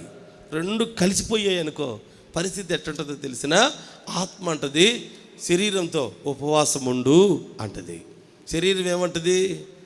వద్దొద్దు, బలహీనమవుద్ది, నీరసం వస్తుంది, ఉండమాకో అంటుంది. ప్రార్థన చేయి, మోకరించంటే ఊరుకో, మోకాలు నొప్పులు పడతాయి, కూసో, నువ్వు చేసినవి కానీ ప్రార్థన అంటది శరీరం. ఆత్మ దేవుని మందిరానికి వెళ్దాం పండి. శరీరం ఏమంటుంది? తొందరగా పోతే ఎక్కువసేపు కూర్చోబెడతారో, పోతే నిదానంగా పో, లేకపోతే మానే. నిన్ను అడిగేది ఎవరో? ఈ వారం కాబట్టి ఇంకొక వారం పోదు, ఏమైంది అంటే శరీరమునకు ఆత్మకు లోపల ఏం జరుగుతుంది? పోరాటం జరుగుతుంది. ఆత్మ చెప్పిన మాట శరీరం వినదు, ఆత్మ కార్యాలు నీలో జరగనివ్వదు. భక్తిగా ఎదగాలనుకుంటావు, ఎదగలేవు. ఆ దేవుని సన్నిధిలో ప్రార్థించాలనుకుంటావు, చెయ్యలేవు. పరిచర్య చేయాలనుకుంటావు, చెయ్యలేవు. కారణం ఏంటంటే నీ శరీరం ప్రతి విషయంలో నిన్ను ఆటంకపరుస్తూనే ఉంటుంది. కానుక ఇవ్వనివ్వదు, దశంభాగం ఇవ్వనివ్వదు. ఏమండి, నువ్వు అంతా ప్రభువుకి ఇస్తే నువ్వేందంటావు? తిని ఇదిగో నాలాగా పెంచండి. నేను పెంచాను కదా, కూర్చోలేకపోతున్నా, లేవలేకపోతున్నా. పెంచమాకండి. దాన్ని పెంచావంటే నువ్వు పరలోకం పోయినట్టే. దేవుడి స్తోత్రం చెప్పాలి గట్టిగా. శరీరమునకు ఆత్మకు ఎప్పుడు పోరాటం జరుగుతుంది. ఆత్మేమో దైవ కార్యములు నెరవేర్చమంటుంది, శరీరమేమో లేదు లోక కార్యాలు నెరవేర్చమంటుంది. వాక్యమేమో, ఆత్మేమో పరలోక సంబంధమైన ఆస్తిని సంపాదించుకో అని ఆత్మ పోరాటం చేయమంటుంది. శరీరమేమో లేదు లోక సంబంధమైన ఆస్తిని అంటుంది. పరలోకంలో ఆదాయం పెరగాలంటే ఏం చేయాలి? ఏమండి, పరలోకంలో నీకు ఆస్తి పెరగాలంటే ఏం చేయాలి? అమ్మా, ఎస్బీఐలో డబ్బులు వేసామనుకో, ఈ లోకంలో నీకు డబ్బులు బాగా దాచిపెడతావు. పరలోక బ్యాంకులు వేసామనుకో, ఆ లోకంలో నీకు ధనం ఎక్కువగా ఉంటుంది. స్తోత్రం చెప్పండి గట్టిగా. ఇప్పుడు ఈ లోక సంపద నీకు కావాలని ప్రయాసపడుతున్నావా? పరలోకములో సంపద నీకు ఉండాలని ప్రయాసపడుతున్నావా? ఇక్కడేమో మనం కొంతకాలమే ఉంటాం, కొద్ది రోజులే ఉంటాం. ఇక్కడ మహా అంటే ఒక 80 ఏళ్ళు 70 ఏళ్ళు. ఈ కరోనా దెబ్బకు ఎప్పుడు పోతారో తెలియదు. అట్లాంటి రోజులు ఇవి. ఎంతోమంది పోయారు. మహా అంటే ఒక 100 ఏళ్ళు. ఏమండి, ఇంకా గట్టిగా బతికితే ఊరుకన్నా ఆ నుంచి బతికేది ఎవరు, చచ్చేది ఎవరు అంటారా? దేవుడి స్తోత్రం చెప్పండి. ఒక 100 ఏళ్ళు జీవితం ఇక్కడ మహా అంటే, యుగ యుగాలు అక్కడ. చెప్పాలి గట్టిగా.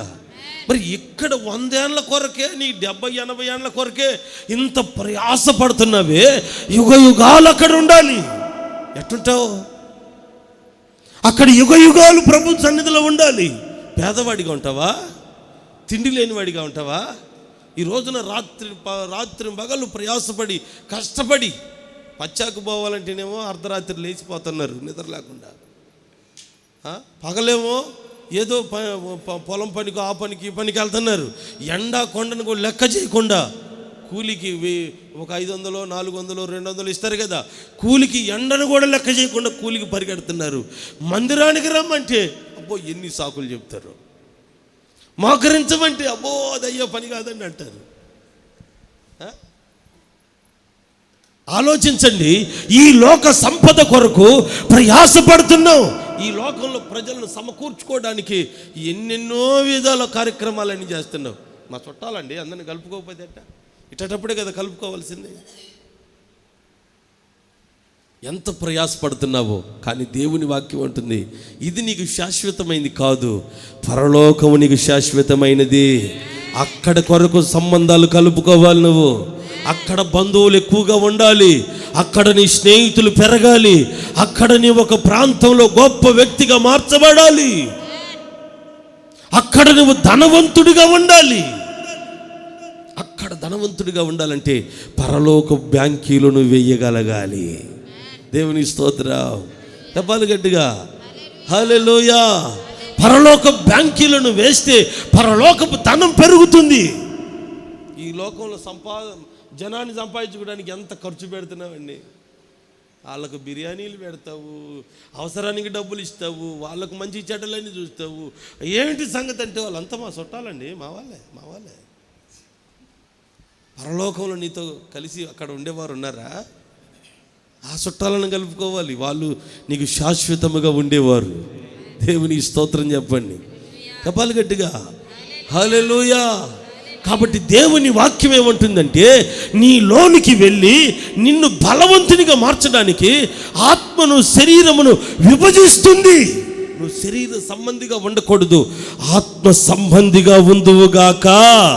నువ్వు ఆత్మ నడిపింపులో ఉండాలి, ఆత్మ సంబంధమైన వ్యక్తివైతే ఆత్మ సంబంధముగా నువ్వు ఆలోచనలు చేస్తావు, ఆత్మ సంబంధముగా నడుస్తావు. కాబట్టి నువ్వు బలవంతుడిగా ఉండునట్లు దేవుని వాక్యము నీకు కావాలి. ఆ వాక్యం ప్రకారం నువ్వు నడిచే వ్యక్తివై ఉందువుగాక. వాక్యము నిన్ను బలవంతునిగా మారుస్తుంది. శరీరం బలహీనమైన ఆత్మ నీలో బలముగా ఉంటే ఎంతసేపు అయినా ప్రార్థన చేయగలుగుతావు, విసుగు రాదు, దేవుని సన్నిధిలో చిరాకు ఉండదు. ఎందుకంటే ఆత్మ బలముతో నువ్వు నింపబడి ఉన్నావు, ఆత్మలో ఆనందిస్తూ ఉంటావు. శరీర బలం ఉందనుకో, ఎంతసేపు అయినా సినిమాలు సీరియళ్ళు చూడడానికి ఇష్టమే, కానీ కాసేపు మోకాళ్ళ మీద ఉండడానికి కష్టం. అసలు నువ్వు ఏ బ్యాచ్లో ఉన్నావో ఆలోచన చేసుకో. నీ బ్యాచ్ ఏ గ్రూపులో ఉన్నావో, నీ పేరు ఏ గ్రూపులో ఉందో. గ్రూపులు కదా మన ఎన్ని, ఏ గ్రూపులు అవి? స్పందన గ్రూపా, ఏంటిది? డోకరా గ్రూపా? జాగ్రత్తగా ఆలోచించండి. ఆ గ్రూపులో ఉన్నా లేకపోయినా ఈ గ్రూపుల్లో నువ్వు ఏ గ్రూపులో ఉన్నావో ఆలోచన చేసుకోకసారి. దేవునికి మహిమ కలుగును గాక. దేవుని వాక్యం నీలో బలముగా పనిచేస్తే నీవు ఆత్మ సంబంధమైన బలముతో నింపబడతావు. మూడవ అనుభవం ఏమిటంటే పరిశుద్ధాత్మ చేత మనం నింపబడాలి. అపోస్తుల కార్యములు 1:8 వాక్యంలో పలుమార్లు మనం చదివాం. ఆ శక్తి, ఆ పరిశుద్ధాత్మ మీ మీదికి వచ్చినప్పుడు మీరు శక్తి నొందుదురు. చదువునైనా పాట గబగబా. మీ మీదికి పరిశుద్ధాత్ముడు వచ్చినప్పుడు మీరు శక్తి నొందుదురు గనుక యెరూషలేములోను యూదయ సమరయ దేశం, మళ్ళీ చదువు, యూదయ సమరయ ఆ దేశముల యందంతటను భూ దిగంతముల వరకు నాకు సాక్షులై మీరుంటారు. దేవునికి స్తోత్రం చెప్పండి గట్టిగా, హల్లెలూయా. మనము ఆత్మ సంబంధమైన బలం పొందాలంటే మొదటిగా ప్రభువును మనము కలిగి ఉందుముగాక, రెండవదిగా దేవుని వాక్యమును మనము కలిగి ఉందుముగాక, మూడవదిగా పరిశుద్ధాత్మను మనము కలిగి ఉందుముగాక. ఎవరైతే పరిశుద్ధాత్మ పొందుతారో వారు శక్తి పొందుతారు. ఎప్పుడైతే వారికి శక్తి వస్తుందో వారికి 3 అనుభవాలు కలుగుతాయి. ఒకటి, యూదయ అంటే అర్థం ఏంటంటే, యూదయ బెత్లెహేములో మన ప్రభు అయిన యేసుక్రీస్తు పుట్టాడు. ఆమేన్ చెప్పండి. యూదయ బెత్లెహేము యేసు ప్రభు పుట్టినటువంటి స్థలం, దేవుని ఇల్లు. అంటే మొట్టమొదటిది ఏమిటో తెలిసిన, దేవుని ఇంట నువ్వు మంచి సాక్ష్యము కలిగి ఉంటావు. దేవుని ఇంట పరిశుద్ధాత్మతో నువ్వు నింపబడి శక్తితో నింపబడినప్పుడు నీ ఇంట, నీ సొంత ఇంట్లో నీకు మంచి సాక్ష్యం ఉంటుంది. రెండవది, యెరూషలేము అంటే అర్థం దేవాలయం, సంఘము స్థాపించబడిన స్థలం. అంటే నీ సొంత సంఘములో నీకు మంచి సాక్ష్యం ఉంటుంది. మూడవది, సమరయ అనేటువంటి గ్రామం, నీ ఊర్లో, నీ సొంత ఊర్లో నీకు మంచి సాక్ష్యం ఉంటుంది. పరిశుద్ధాత్మను పొందితే ఈ 3 అనుభవాలు. 4వ అనుభవం ఏంటో తెలిసిన, భూదిగంతముల వరకు నువ్వు ఆయనకు సాక్షిగా బ్రతుకుదువుగాక. గట్టిగా చెప్పాలి, హల్లెలూయా, హల్లెలూయా. ఈరోజు నీకు ఇంట్లో సాక్ష్యం ఉందా? అన్నయ్యలు, అక్క వాళ్ళు సాక్ష్యం చెబుతారా? మా ఆయన చాలా మంచివాడయ్యా అంటారా? దరిద్రుడు ఈయన చేసుకున్నాక నాశనం అయిపోయాను అంటారా? ఆలోచన చెయ్యండి. అక్కలారా, మీ గురించి అన్న వాళ్ళు మంచి సాక్ష్యం చెబుతారా? ఆలోచించండి.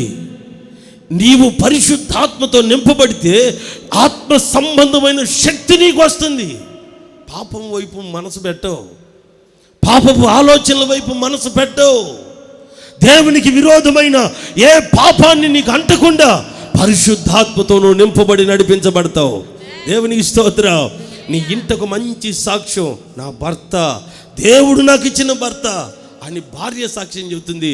దేవుడు నాకు ఇచ్చిన భార్య అని భర్త సాక్ష్యం చెప్తాడు. దేవుడు నాకు ఇచ్చిన పిల్లలని తల్లిదండ్రులు సాక్ష్యం చెప్తారు. పిల్లలు కూడా తల్లిదండ్రుల గురించి సాక్ష్యం చెప్తారు. ఒక మంచి సాక్ష్యం నీ ఇంట్లో ఉంటుంది. రెండవది, ఎక్కడ ఉండాలి నీ సాక్ష్యం? మా నోరు తెరిచి చెప్పాలి, ఎక్కడ ఉండాలి? ఎంతమంది గురించి అయ్యగారు సాక్ష్యం చెప్పగలడో చెప్పండి. ఎంతమంది గురించి మంచి సాక్ష్యం చెప్పగలరు? సంఘములో ఎంతమందికి నిన్ను గురించిన ఒక మంచి ఒపీనియన్ ఉంది. ఈ వ్యక్తి చాలా మంచి వ్యక్తి, మంచి భక్తిపరురాలు, మంచి భక్తిపరుడు, మంచి ఆత్మీయతలో ఎదిగిన వారు, వీరిని చూసి మనం భక్తి నేర్చుకోవచ్చు. ఎంతమందికి ఉందండి మంచి సాక్ష్యం? మూడవది ఎక్కడ ఉండాలి సాక్ష్యం? గ్రామంలో సాక్ష్యం ఉండాలి. నీ ఇంట్లో వాళ్ళు ఒక్కొక్కసారి మా పిల్లలు చాలా మంచి వాళ్ళయ్యా అంటుంటారు. ఎందుకంటే కన్న పిల్లలు కాబట్టి, కడుపు దించుకుంటే అంతే కాబట్టి,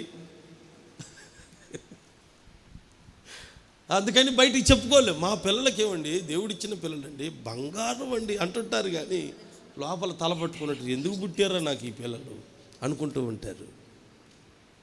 భార్యాభర్తలు కూడా లోపల బాధపడుతూనే ఉంటారు. ఇంట్లో బయటికి చెప్పుకునేటప్పుడు అబ్బో నా భార్యకేమండి మహాలక్ష్మి అంటుంటారు. అంతా లక్ష్యమే, డబ్బులు మాత్రం దాచిపెడతామంటాడు తెలియకుండా. లక్ష్యం కదా ఇవ్వచ్చు కదా అంటే ఇవ్వడు, నమ్మడానికి లేదండి అంటుంటాడు. మరి లక్ష్యం ఏంటివే అంటే నీ ఇంట ఏ విధమైన సాక్ష్యం ఉందో ఆలోచించండి. పైకి చెప్పుకోవడం కాదు, నీ ఇరుగు పొరుగు వారు సాక్ష్యం చెప్పాలి. నిజముగా ఈ పిల్లలు దేవుని పిల్లలు, వీరు ఈ కుటుంబం దైవ సంబంధమైన కుటుంబం. ఇరుగు పొరుగు వారితో సమాధానం కలిగి, సంతోషం కలిగి, వారు ఒకవేళ నీకు నష్టం చేసినా పగబట్టకుండా. ఏం పట్టకూడదు? తాసుబాము కూడా పట్టదు అంత పగ. నాగుబాము అంతకన్నా విషపూరితమైన పాములు ఉన్నాయేమో నాకు తెలీదు. ఏమండి, తాసుబాము నాగుబామే బాగా తెలుసు. పగపడుతుంది అంటారు, ఆటకన్నా ఎక్కువ పగపడతారు వీళ్ళు. దేవుడు అంటున్నాడు, మనుషులతో నువ్వు సమాధానంగా లేకపోతే, మనుషులతో నువ్వు కలహం కలిగి ఉంటే, ఎవరితో కలహం కలిగి ఉన్నట్టు? దేవునితో. నీ ఇంట మంచి సాక్ష్యం లేకపోతే నువ్వు బలవంతుడువా బలహీనురాలువా? ఆలోచించండి ఒకసారి. బలవంతులా బలహీనులా? తిని బాగా కండలు పెంచినా మీరు ఆత్మ సంబంధమైన బలహీనులే, దేవునికి పనికిరారు. అందుకే ప్రతి క్రైస్తవుడు బలవంతులై ఉండాలి. అందుకే గిద్యోని యొద్దకు వచ్చి చెప్తుంది దేవుని దూత, పరాక్రమము కలిగిన బలాఢ్యుడా, నిన్ను బట్టి నీ ద్వారా సమస్త ప్రజలను దేవుడు విడిపించబోతున్నాడు. దేవునికి మహిమ కలుగునుగాక. హల్లెలూయా. నీ సాక్ష్యమును బట్టి ఈ అద్భుతం దేవుడు చేయునుగాక. నువ్వు దేవుని సన్నిధిలో బలము కలిగిన వ్యక్తివై కనబడాలి. అయ్యా నా భర్త నా మాట వింటం లేదయ్యా అని ఏడ్చావనుకో, నిన్ను బట్టి నీ భర్త రక్షించబడినట్లు ఆత్మ సంబంధమైన బలము నీకుండునుగాక. బలహీనులు అనుకో, నీ ముఖం చూసి నేను ఏడ రక్షించానమ్మా, నువ్వేనా మాట వింటం లేదు, నీ మొగుడు మాట ఏడింటావు అంటాడు ఆయన. నువ్వేనా మాట వింటం లేదు, నీ భార్య మాట ఏడింటావు అని నీ మాట పట్టించుకోడు ఆయన. అందుకే ఆధ్యాత్మికమైన బలము నీకుంటే నీ పిల్లలను రక్షించమని అడుగు, ఖచ్చితంగా నీ మాట దేవుడు వింటాడు. నీ ఇరుగు పొరుగు వారిని రక్షించమని అడుగు, ఆత్మ సంబంధమైన బలము నీలో ఉంది. నువ్వు ఏది అడిగితే అది దేవుడు నీ కొరకు చేయునుగాక. ఈ మంచి సాక్ష్యం దేవుని సన్నిధిలో పొందుకోవాలి. గిద్యోను దగ్గరికి మాత్రమే వచ్చి చెప్తున్నాడు, పరాక్రమం కలిగిన బలాఢ్యుడా. అప్పుడు వెంటనే ఆయన అన్నాడు, అయ్యా నా ద్వారాగా ఇజ్రాయేల్ ప్రజలందరినీ రక్షిస్తావంటే నాకు నమ్మబుద్ధి కావట్లేదు, నువ్వు ఇక్కడే ఉండు, ఇప్పుడే వస్తానన్నాడు. సరే తొందరగా రా అన్నాడు దేవదూత. నేను వచ్చేంత వరకు నువ్వు కదలకూడదు, అక్కడే ఉండాలి, ఇక్కడే ఉంటాను, వచ్చేంత వరకు ఉంటా, త్వరగా రమ్మన్నాడు. ఇంటికి వెళ్ళాడు, హడావుడిగా ఒక మేకపిల్లని సిద్ధం చేశాడు. ఏమండి, తూమెడు ఏం తీసుకున్నాడు? చదువు నాయన 6:19.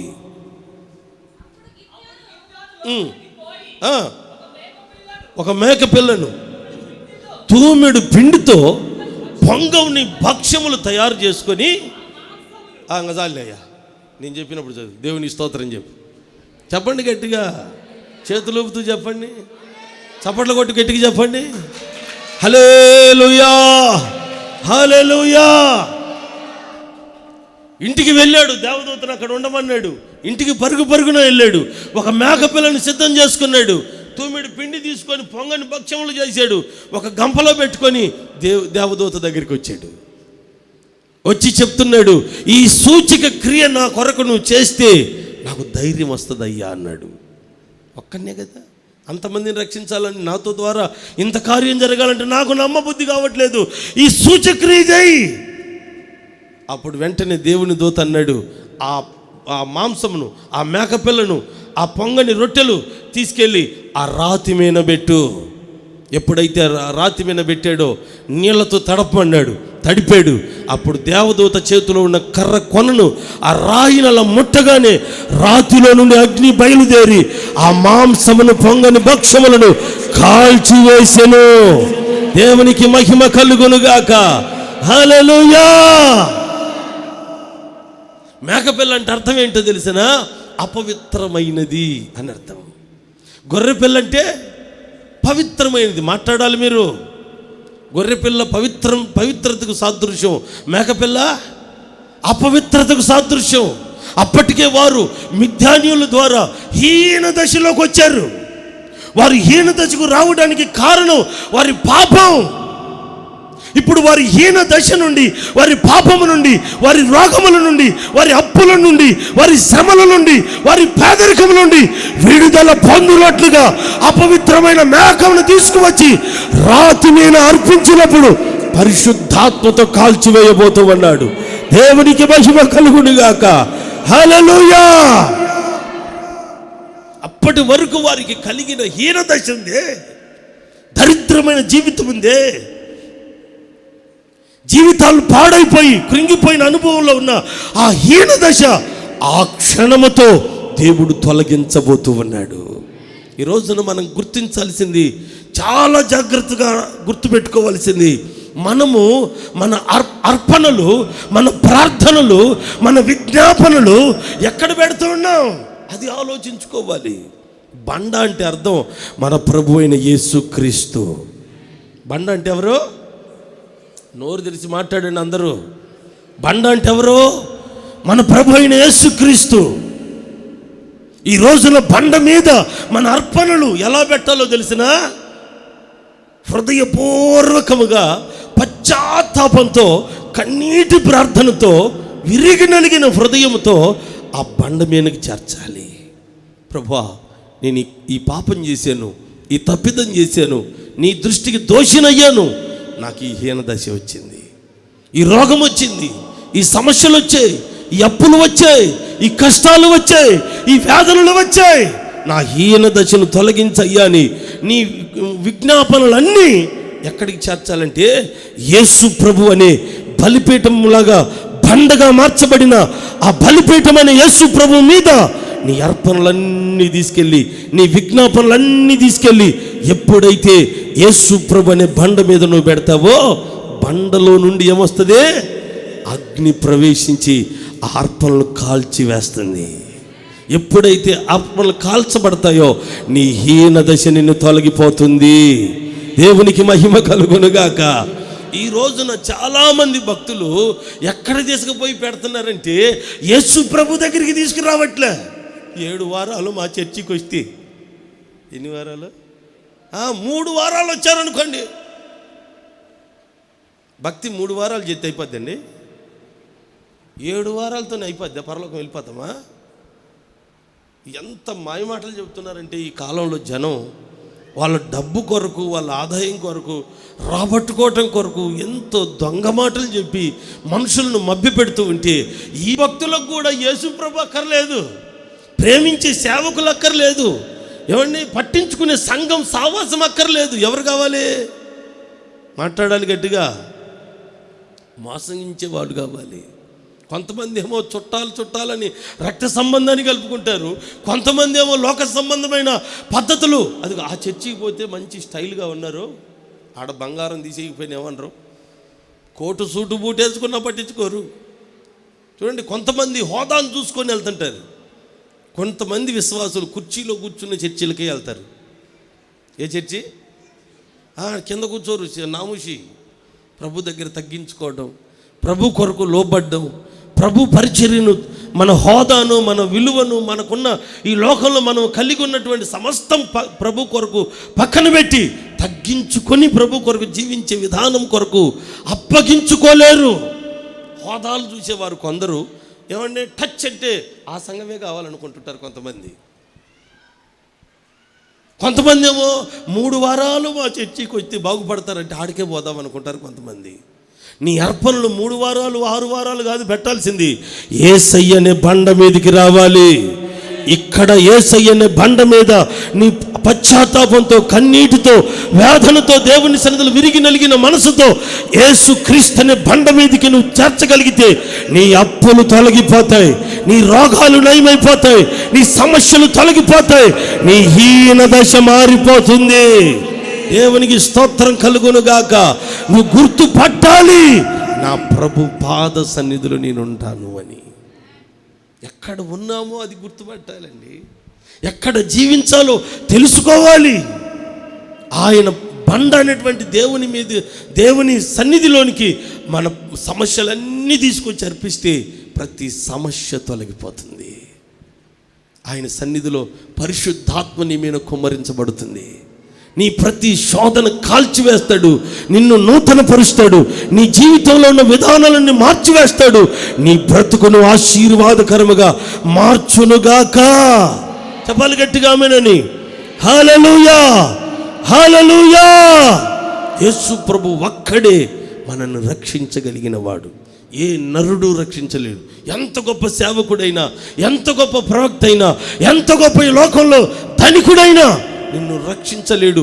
రక్షించగలిగిన వాడు ఒకే ఒక్కడు, ఆయన పేరు నజరేయుడైన యేసు. ఆయన పేరు నజరేయుడైన యేసు. నువ్వు గుర్తుపట్టాలి, నా ప్రభు సన్నిధికి వెళ్తున్నాను. ఈరోజు నాకున్న సమస్యలన్నీ నా ప్రభు పాద సన్నిధిలో, బండనే క్రీస్తు సముఖములో నా బాధలన్నీ ఆయనతో చెప్పుకుంటే నా ప్రభు నా బాధలన్నీ తీసేస్తాడు, నా జీవితాన్ని ఆశీర్వాదకరంగా మారుస్తాడు, నా బ్రతుకులో ఉన్న శాపాన్ని కొట్టివేస్తాడు, పరిశుద్ధాత్మ అగ్ని చేత కాల్చివేసి నాకు ఒక నూతనమైన రూపాన్ని, నూతనమైన ఆశీర్వాదాన్ని, నూతనమైన జీవితాన్ని నా దేవుడు నాకు ప్రసాదించగలడు. ఈ మనస్సు ఎప్పుడైతే నువ్వు కలిగి పశ్చాత్తాపంతో ప్రభు పాదాల మీద పెడితే నూతనమైన భవిష్యత్తు నీకు కలగబోతుంది. దేవునికి స్తోత్రం. అట్లా ఆలోచించరు, వచ్చి టచ్ అంటే బావాలా, ఒక్క రోజుతోటి, ఒక క్షణంతోటే బావాలా. ఆయన రెడీగా ఉంటాను నిన్ను బాగు చేయడానికి. నీ హృదయం బండబారిన నీ హృదయం ఏమవ్వాలి? బద్దలవ్వాలి. విరిగి నలిగిన మనసు రావాలి. ప్రభు సన్నిధికి వచ్చిన నీవు పూర్తిగా ప్రభుకు అప్పగించుకోవాలి. అప్పుడు పరలోకము నుండి దిగి వచ్చిన అగ్ని 4 వలె విభాగించబడిందట. వారిలో ఒక్కొక్కరి మీద వ్రాలగా అన్య భాషలు మాట్లాడసాగిరి. దేవునికి మహిమ కలుగును గాక. వారి జీవితంలో ఉన్న ప్రతి అపవిత్రత, ప్రతి దోషం, ప్రతి విధమైన శాపం కాలిపోయి ఒక నూతనమైన వ్యక్తులుగా మారిపోయారు. ఈ రోజున అలాంటి అగ్ని నిన్ను దహించునుగాక. నీ స్వభావాలు, నీ పాప ఇచ్చమైన ఆలోచనలు, అపవిత్రమైన దేవునికి అసహ్యమైన ప్రతి కార్యం కాలిపోవాలి. అప్పుడు నీ సమస్యలన్నీ నువ్వు ప్రభు సన్నిధిలో కన్నీటితో, అయ్యా నాకు ఈ సమస్యలు ఉన్నాయి, నా పిల్లల పరిస్థితి ఇట్టుంది, నా అప్పులు ఇట్టున్నాయి, నా రోగాలు ఇట్టున్నాయి అని నువ్వు దేవునితో ఏ సమస్య చెప్పినా ఆయన ఆత్మచేత కాల్చివేస్తాడు. నూతనమైన జీవంతో నిన్ను నింపునుగాక. ఆ భక్ష్యాలు తీసుకెళ్ళి రాయి మీద పెట్టాడు. దేవదూత కర్ర కొనతో అట్లా రాయిని టచ్ చేయగానే అగ్ని బయటకు వచ్చిందట. ఆ అర్పణ కాల్చి వేసేసిందట. అప్పుడు తర్వాత మరలా అడుగుతున్నాడు గిద్యోను, అయ్యా ఇంకొక సూచన కావాలయ్యా. ఏమిటో అడుగు. గొర్రెబొచ్చు కళ్ళములో వేయబడింది. కళ్ళమంతా చుట్టూ ఉన్న పొలమంతా కళ్ళమంతా పొడిగా ఉండాలి. ఈ గొర్రెబొచ్చు మీద మాత్రమే మంచు కురవాలి. చూసావా, దేవదూతను అడుగుతున్నాడు, నిర్ధారణ కొరకు అడుగుతున్నాడు. కళ్ళంలో వేయబడిన గొర్రెబొచ్చు మాత్రం తడవాలి. మామూలు తడవడం కాదు, పిండితే నీళ్లు గారాలి, అట్లా తడవాలి. కళ్ళం మాత్రం తడవకూడదు, పొడిగా ఉండాలి. ఈ సూచన నాకు తెలియజేయమని చూపించమని దేవుణ్ణి అడిగాడు. సరే అన్నాడు. ఆ రాత్రి ఆ సూచన మాట్లాడుకున్నాడు. ఉదయాన్నే తిరిగి లేచి కళ్ళంలోనికి వెళ్ళేసరికి కళ్ళమంతా పొడిగా ఉంది. ఆ కళ్ళములో వేయబడిన గొర్రెబొచ్చు మాత్రమే మెత్తగా తడిచిపోయింది. వెళ్ళాడు, ఆ గొర్రెబొచ్చు పట్టుకున్నాడు, గట్టిగా పిండితే పాత్ర నీళ్లతో నింపబడెను. దేవునికి స్తోత్రం. 2 సూచనలు అక్కడ జరిగాయి. ముందేమో కళ్ళమంతా పొడిగా ఉండాలి, గొర్రెబొచ్చు మాత్రమే చెప్పాలి తడిగా ఉండాలి, నీళ్లు కక్కుతూ ఉండాలి. రెండవసారి అడుగుతున్నాడు, ఆ నీళ్లు పాత్రలో పిండాడు, పాత్ర నిండిందట. రెండవ మారు అడుగుతున్నాడు, అయ్యా ఇంకొక్క మారి, నువ్వు కోప్పడొద్దయ్యా, ఇంకొక్కసారి సూచన అడుగుతున్నాను. ఇప్పుడు గొర్రెబొచ్చు మాత్రమే పొడిగా ఉండాలి, కళ్ళమంతా ఏమవ్వాలి, మంచుతో తడిచిపోవాలి అని అడిగాడు. సరే అన్నాడు. మరుసటి రోజు మరలా అలాగే మారిపోయింది. ఇక్కడ ఈ ఆత్మీయ అర్థం ఏమిటంటే, జాగ్రత్తగా వినాలి మీరు. కళ్ళమంతా పొడిగా ఉంది, గొర్రెబొచ్చు మాత్రమే తడిచింది అంటే అర్థం, ఆ గొర్రెబొచ్చు పిండినప్పుడు పాత్ర ఏమైందట, నింపబడింది. ఆది అపోస్తల కాలంలో మొట్టమొదటి శతాబ్దంలో పరిశుద్ధాత్ముడు 12 మంది అపోస్తల మీదికి మాత్రమే పరిశుద్ధాత్ముడు దిగి వచ్చాడు. గొర్రెబొచ్చు అంటే ఏమిటో చెప్తున్నాను, జాగ్రత్తగా వినండి. పరిశుద్ధాత్ముడు ఆ 12 మంది మీదికి మాత్రమే దిగి వచ్చాడు. ఆ 12 మందిని తన ఆత్మతో నింపాడు. దేవునికి స్తోత్రం కలుగునుగాక. హల్లెలూయా. యెషయా గ్రంథం 1వ అధ్యాయం 18వ వాక్యం ఇంకొకసారి చదువుదాం. యెషయా గ్రంథం 1వ అధ్యాయం 18వ వాక్యం.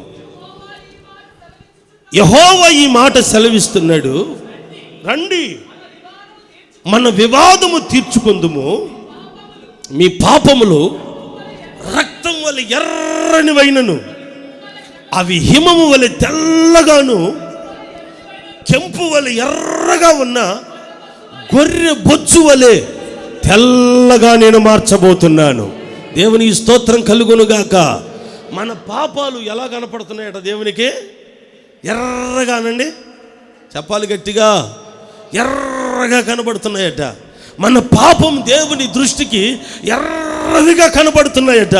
ఇప్పుడు దేవుడు అంటున్నాడు, మన వివాదం తీర్చుకుందాం రండి, మీరు నా దగ్గరికి వస్తే మనము మీ పాపములు నా దృష్టికి ఎర్రగా కనబడుతున్నా వాటిని పూర్తిగా కడిగి తెల్లని గొర్రెబొచ్చు వలె నేను మార్చబోతున్నాను. గొర్రెబొచ్చు అంటే అర్థం ఏంటో తెలిసిన? బైబిల్లో రాయబడింది, మన ప్రభు అయిన యేసుక్రీస్తు పవిత్రమైన గొర్రెకు సాదృశ్యంగా ఉన్నాడు. దేవుని స్తోత్రం. లోక పాపములను మోసుకొని వెళ్ళు దేవుని గొర్రె పిల్ల. ఇప్పుడు దేవుని గొర్రె పిల్ల అనబడే యేసుక్రీస్తు శిష్యులైనటువంటి 12 మంది ఆ మొట్టమొదటి శతాబ్దంలో పెంతెకోస్తు దినమున ఆ మేడగదిలో 120 మంది మీద ఆయన అభిషేకం కుమ్మరించబడింది. ఎప్పుడైతే అభిషేకం కుమ్మరించబడిందో వారి జీవితంలో ఉన్న పాపం అంతా కడిగివేయబడింది. ఆ 12 మంది, ఆ 120 మంది యేసు ప్రభు శరీరములో వెంట్రుకలుగా మారిపోయారు. ఎప్పుడైతే ఈ కార్యం జరిగిందో వారికి దేవుని కొరకు బలముగా పని చేయడం మొదలు పెట్టారు. దేవునికి స్తోత్రం. ఎలా పని చేయడం మొదలు పెట్టారు? జాగ్రత్తగా వినాలి. గొర్రెబొచ్చుని ఇప్పుడు దేవుడు ఆ గిద్దెని ఏం చేస్తున్నాడు? పిండుతున్నాడు. చెప్పాలి అందరు నోరు తెరిచి. మొట్టమొదట తడపబడినటువంటి గొర్రెబొచ్చు ఎవరు అంటే 12 మంది శిష్యులు, యేసు ప్రభు శిష్యులు. ఇప్పుడు తడపబడిన ఈ గొర్రెబొచ్చు లాంటి 12 మంది శిష్యుల్ని, అపోస్తుల్ని పిండుతున్నాడట దేవుడు. ఎట్లా పిండుతున్నాడు? వారిలో నుండి ప్రవహించేది నీరు పాత్ర నిండెంతగా పిండాడట. దేవునికి స్తోత్రం చెప్పాలి. ఈ రోజున దైవజనుడు పిండబడాలి. చాలామందికి పిండబడ్డం ఇష్టం ఉండదు. లోకంలో చాలామంది బ్రతుకు తెరువు కొరకు సేవకు వచ్చిన వారు చాలామంది ఉన్నారు. సుఖం కొరకు సేవకు వచ్చేవారు ఉన్నారు. తిండి కొరకు సేవకు వచ్చేవారు ఉన్నారు. కష్టపడకుండా బ్రతికితే చాలు అని సేవకు వచ్చేవారు ఉన్నారు. పాత్ర నింపబడాలంటే పిండబడాలి. సంఘం నింపబడాలంటే దైవజనుడు పిండబడాలి. ఆది అపోస్తల కాలంలో దేవుని సేవకులు పిండబడ్డారు. ఎంతోమంది హతసాక్షులుగా మార్చబడ్డారు. వారు పిండబడ్డారు కనుక ఈ రోజున మనం అంతా రక్షించబడ్డాం. చప్పట్లు కొట్టి దేవుని స్తోత్రం చెప్పండి. హల్లెలూయా, హల్లెలూయా. ఈ రోజున భక్తులైన మీరు దేవుని ఆత్మచేత నింపబడిన మనం పిండబడితే, ఎలా పిండబడాలి? సేవకుడేమో లోకంలో నుండి వేరు చేయబడి తన కొరకు ఏ ఆస్తిపాస్తులు సంపాదించుకోకుండా ప్రభు సేవ కొరకు, సంఘక్షేమం కొరకు ప్రయాసపడుతూ పిండబడాలి. అప్పుడు సంఘం ఆత్మతోను, నీళ్ళు అంటే బైబిల్లో రాయబడింది దేవుని వాక్యము, నీళ్ళు అంటే బైబిల్లో చెప్పబడింది పరిశుద్ధాత్మ. ఏ సేవకుడైతే పిండబడతాడో ఆ సంఘం వాక్యముతో నింపబడుతుంది, ఆ సంఘం పరిశుద్ధాత్మతో నింపబడుతుంది. విశ్వాసి పిండబడ్డాడు అనుకోండి, పిండబడితే నీ కుటుంబంలో కొరతనే మాట ఉండదు, సర్వ సమృద్ధితోనూ నింపబడతావు. విశ్వాసి దేని ద్వారా పిండబడుతున్నాడు? ఎందుకు పిండబడాలి? దేవునికి విరోధమైన పాపం విషయంలో విశ్వాసి పిండబడాలి. అపవిత్రమైన కార్యక్రమాలు చూసిందంతా కావాలనుకుంటుంటారు కొంతమంది భక్తులు. ఇది కావాలి, ప్రభు ఆశీర్వాదము కావాలి, పాపము కావాలి. శరీరం కోరుకుంటుంటుంది కదా, కోరుకున్నప్పుడు అంతా అప్పుడప్పుడు జంజం తీసి గొంతగా తగిలించి అటు బయట వస్తుంటారు, అటు బయట వస్తుంటారు. మళ్ళీ వచ్చి జంజం వేసుకొని బైబిల్ చేత పట్టుకొని ప్రభు నీకు స్తోత్రం అయ్యా అంటూ ఉంటారు. అది కావాలి, ఇది కావాలి. నువ్వు అలా ఉంటే దేవుని సన్నిధిలో ఆశీర్వదించబడలేవు. నువ్వు ఆశీర్వదించబడాలంటే దేవుని ఆత్మచేత నింపబడిన నీవు పాపం విషయంలో నీ శరీరం పిండబడాలి. ఎప్పుడైతే పాపం నీ జోలికి రాకుండా, పాపం నీ దేహమును కంటకుండా, ఎప్పుడైతే లోకం విషయంలో పిండబడి ప్రత్యేకించబడతావో నీ కుటుంబం నింపబడుతుంది, దేవుని ఆశీర్వాదంతో నింపబడుతుంది. ప్రతి దైవజనుడు పిండబడితే సంఘం నింపబడుతుంది. ఆ రోజున పిండాడట, కురిసిందేమో మంచు, పిండినప్పుడు వచ్చిందేమిటి? మంచు వచ్చిందా, నీళ్ళు వచ్చాయా? నీళ్లతో నింపబడుతుంది. ఆత్మతో, వాక్యముతో మనము నింపబడుదుముగాక. హల్లెలూయా. చెప్పాలి గట్టిగా, ఇంకొకసారి చేయి పైకెత్తి హల్లెలూయా. ఈ రోజున ఎంత పిండబడతావో అంత ఆశీర్వాదకరంగా మారుతుంది. రెండవ అనుభవం చెప్తున్నాడు, అయ్యా ఇప్పుడు గొర్రెబొచ్చు తడవకూడదు. ఏం తడవాలి? కళ్ళం మాత్రమే తడవాలి. దీని అర్థం ఏంటో తెలిసిన? దైవజనులు మొట్టమొదట పిండబడి తడవబడి పిండబడ్డారు. ఇప్పుడు లోకమంతా నీ ఆత్మతో నింపబడాలి. ఏవేలు గ్రంథంలో రాయబడింది, అంత్య దినములలో మనుషులందరిపైన ఆత్మను కుమ్మరిస్తాను. వృద్ధులు, యవనస్తులు వీరు దర్శనాలు చూస్తారు, కళ్ళు కంటారు. దేవుని సన్నిధిలో ప్రజలందరూ ఆత్మచేత నింపబడతారు. కొన్ని సంఘాలు అంటున్నారు ఆత్మ లేదు, పరిశుద్ధాత్మ లేనే లేదంటున్నారు, పరిశుద్ధాత్మతో పనే లేదంటున్నారు, యేసుప్రభు ఒక్కడుంటే చాలు అంటున్నారు. కానీ వాక్యం అంటుంది, అంత్య దినాల్లో మనుషులందరిపైన నా ఆత్మ కుమ్మరించబడుతుంది. ఎప్పుడైతే ఆత్మచేత నింపబడతావో మనమంతా యేసు శరీరం అనే గొర్రెకు అతుకబడిన వెంట్రుకల వలె మార్చబడిపోతాం. ఆయన దేహములో వెంట్రుకలుగా మారిపోతాం. దేవునికి మహిమ కలుగును గాక. మన పాపములన్నీ కడిగిపోయబడ్డాయి, గొర్రె బొచ్చు వల్లే మనం మారిపోయాం. దేవునికి స్తోత్రం. చెప్పాలి గట్టిగా హల్లెలూయా అని. హల్లెలూయా. ఈ రోజున మన జీవితాలు ఎలా ఉన్నాయో ఆలోచించండి. నువ్వు మంచుతో తడపబడాలి, పిండబడాలి. పిండబడకపోతే నాకు శ్రమలే వద్దు ప్రభు, నాకు కష్టాలే వద్దు ప్రభు. కొన్ని శ్రమలు ఎట్టుంటాయంటే నీకు వచ్చే అపవిత్రత నుండి కాపాడబడ్డానికి శోధించబడి శ్రమ పడతావంతే. తప్పించుకోవడానికే నీకు శ్రమ. నిన్ను కూర్చోబెట్టి కొట్టేవాళ్ళు ఎవరు లేరు, పిడిగుద్దులు గుద్దేవారు ఎవరు లేరు. నీకు కలిగే శ్రమంతా, నీకు అంటేటువంటి అపవిత్రతను అంటకుండా నీ జీవితాన్ని కాపాడుకోవటం నువ్వు చేసే పోరాటమే నీకు శ్రమ. ఇంకంతకన్నా శ్రమలు ఏమున్నాయి? దేవుని స్తోత్రం చెప్పండి. ఎప్పుడైతే ఈ సూచక్రియ అయిపోయిందో దేవుడు చెప్తున్నాడు, ఇక నువ్వు బయలుదేరు, నీ ద్వారా ఇక నేను ప్రజలందరినీ రక్షించబోతున్నాను. మరి నేను ఒక్కనే బొమ్మంటావా అంటే, లేదు లేదు, ఒకసారి వెళ్ళి ప్రజలను కేకవే, యుద్ధానికి రమ్మని పిలవమన్నాడు. ఆయన అలా వెళ్ళి కేక వేయగానే ఆ 32,000 మంది యుద్ధం చేయడానికని వచ్చారు. ఎంతమంది వచ్చారు? నోరు తెచ్చి గట్టిగా చెప్పండి. ఎంతమంది వచ్చారు?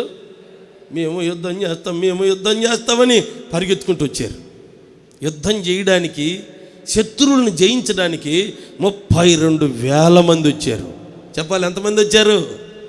నోరు తెరిచి గట్టిగా చెప్పాలి. 32,000 మంది. నేను ముగించబోతున్నాను, చివరి విషయం చెప్పి నేను ముగిస్తాను. 32,000 మంది వచ్చారు. అందరూ వచ్చి నిలబడితే గిద్యోను అనుకుంటుండే, అబ్బా దేవా, ఎంత గొప్ప కార్యం చేసావయ్యా, నేను ఒంటరివాణ్ణి అనుకున్నాను, ఎంతమందిని నాకు తోడుగా తీసుకొచ్చావు, నీకు స్తోత్రం అయ్యా అన్నాడు. దేవుడు ఒక్కసారి వాళ్ళ ముఖాలు చూసి, చా వీళ్ళు ఒక్కరు పనికి వచ్చేవారు లేరు, వీరు నాకు అవసరం లేదు అన్నాడు. ఇదేంటి ప్రభువా, ఇంతమందిని తీసుకొస్తే నాకు ఎంతమంది తోడై ఉంటారని, నేను అండగా ఉంటారని నేను ఆశపడుతూ ఉంటే వీళ్ళు వద్దంటున్నావేంటి? ఏం చేయమంటావు? ఇప్పుడు కొండ మీదికి తీసుకురా, పర్వతం మీదకి తీసుకురా, ఇక్కడ వారికి పరీక్ష పెడతానన్నాడు దేవుడు. ఏం పెడతానన్నాడు? ఆ పరీక్ష పెడతానన్నాడు. ఇప్పుడు ఏం చేయమంటావు?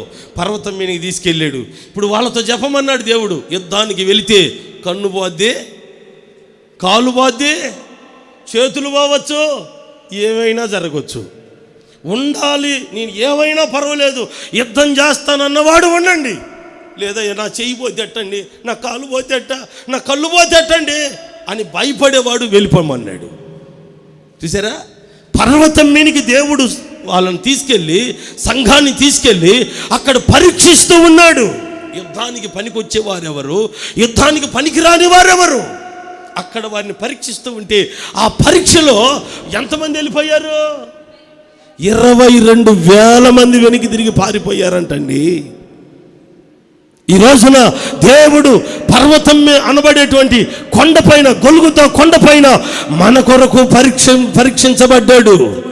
మన శాపాన్ని, మన శోధనను, మనకున్నటువంటి అపవిత్రతను, ఈ పాప జీవితాన్ని తొలగించడానికి ఆయన శోధించబడ్డాడు. మన కొరకు గడ్డం పెరగబడ్డాడు, ఉమ్మి వేయబడ్డాడు, దేహమంతా రక్తసిక్తముగా మార్చబడిపోయింది. కల్వరి శిలువలో చివరి రక్త బొట్టు వరకు మన కొరకు కార్చి ఆయన రక్తము ద్వారా మన శాపమును కొట్టివేశాడు. కొట్టాలి చప్పట్లు గట్టిగా. దేవునికి మహిమ కలుగునుగాక. మన శాపమును కొట్టివేసి మనని పరిశుద్ధులుగా మార్చివేశాడు. దేవునికి స్తోత్రం. ఆ రోజుల్లో 32,000 మంది పర్వతం మీద నిలబడితే వాళ్ళని పరీక్షించినప్పుడు ఎంతమంది పారిపోయారు? 22,000 మంది పారిపోయారండి. ఊపిరింటి ఉప్పుగల్లు అమ్ముకుంటామని. రావడానికైతే పొలోమని వచ్చారు. మొత్తం 22,000 మంది వెనక్కి తిరిగి వెళ్ళిపోయారు. ఇప్పుడు ఎంతమంది ఉన్నారు? ఇంకా 10,000 మంది నిలబడ్డారు. ఈయన అనుకుంటున్నాడు, పోనీలే 32,000 మందిలో 22,000 మంది పోయారు, 10,000 మంది అయినా ఉన్నారు, దేవానికి స్తోత్రం అనుకుంటున్నాడు. మరలా ప్రభు ఆ 10,000 మందిని చూసి, అబ్బే వీళ్ళు కూడా నాకు పనికిరారు అన్నాడు.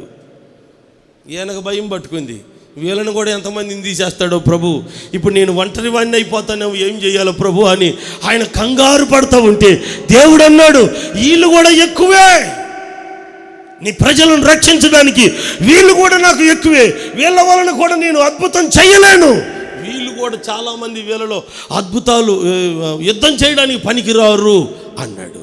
ఇదేంటి ప్రభా, ఇందాక నేను పరీక్ష చేసినప్పుడు 22,000 మంది పనికిరారు, అన్ఫిట్ అన్నావు కదా, ఇప్పుడు 10,000 మందిని ఏం చేద్దాం అనుకుంటున్నావు? వీళ్ళు కూడా పనికిరారు అయ్యా అన్నాడు. ఎందుకు పనికిరారు ప్రభు అంటే, అక్కడ చదవండి 7వ అధ్యాయం 8వ వాక్యం చూడండి ఒకసారి. ప్రజలు ఆహారమును బోరలను పట్టుకొనగా, దేవునికి స్తోత్రం చెప్పండి.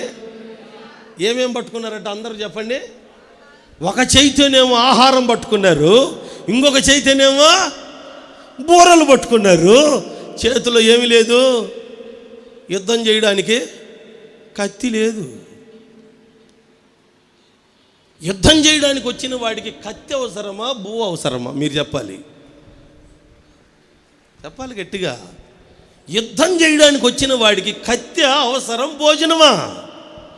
ఈ బ్యాచ్ ఎలాంటి బ్యాచ్ అంటే, కత్తి సంగతి తర్వాత ముందు కడుపుకు పోలేకపోతే బోర ఉందట. యేసు ప్రభు నమ్ముకోండి, యేసు ప్రభు గొప్ప దేవుడు, యేసు ప్రభు అద్భుతాలు చేస్తాడు, యేసు ప్రభు తప్ప వేరే దేవుడు లేడు, అంతా బాగానే ఉంది. ఈ చేతిలో ఏముంది? వీడు భక్తి ఎందుకు చేస్తాడంటే ప్రభు కొరకు చేయడు, సంపాదన కొరకు భక్తి చేస్తాడు. ప్రభు దగ్గరికి పోతే కడుపు నొప్పి పోద్ది.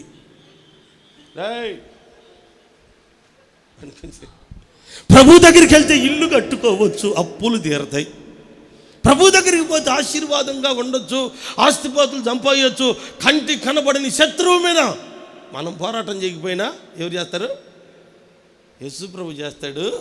అందుకని భక్తి చేద్దామని శాస్తులు కూడబెట్టుకోవడానికి సంపాదనల కొరకు భక్తి చేసే భక్తులు ఉన్నారు. అందుకు ప్రభు అంటున్నాడు, ఇలాంటి భక్తులు నాకు అక్కర్లేదు. ఈ భక్తుల వలన నేను యుద్ధంలో జయం ఇవ్వలేను. వీళ్ళు ఎవరంటే అక్కడ రాయబడింది, వారి బలం మీద ఆధారపడే బ్యాచ్ అంటే వీళ్ళు. ఎవరి బలం మీద మాట్లాడాలి? అందరు మాట్లాడాలి. వాళ్ళు ఎంత సెల్ఫ్ సర్వీస్ అంటే వాళ్ళు ముందేమో ప్రభువా నువ్వు లేకపోతే మేము లేవంటారట. ఈ 32,000 మంది వచ్చినప్పుడు 3వ వాక్యంలో ఉంటుంది చూడండి ఒకసారి. 2వ వాక్యం చదువుదాం. 7వ అధ్యాయం 2వ వాక్యం. యెహోవా నీతో ఉన్న జనులు చాలా ఎక్కువ మంది,